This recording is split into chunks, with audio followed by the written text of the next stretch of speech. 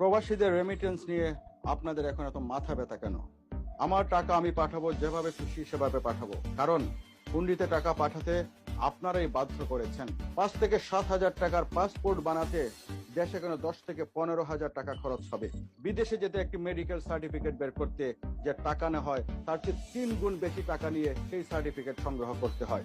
কিন্তু কেন সরকারি চুক্তিতে বিদেশে লোক পাঠাতে রিক্রুটমেন্ট এজেন্সিকে দায়িত্ব দেওয়া হয়? এরা কারা? যারা একটি ভিসাতে 1.5 থেকে 2 লক্ষ টাকা পর্যন্ত বেশি নেয়। এগুলি কি আপনাদের চোখে পড়ে না? বিদেশে যে সমস্ত রেমিটেন্স যোদ্ধারা মারা যান, তাদেরকে দেশে রাষ্ট্রীয় মর্যাদায় দাফন করা হোক। বছরের পর বছর বিদেশে থেকে যখন দেশে যায়, তখন তার লাগেজ নিয়ে টানাটানি শুরু হয়। একটি লাগেজ বের করতে 2 ঘন্টা, 3 ঘন্টা, 5 ঘন্টা, 6 ঘন্টা সময় লেগে যায়। কিন্তু কেন? তাদের জন্য সুব্যবস্থা নেই কেন?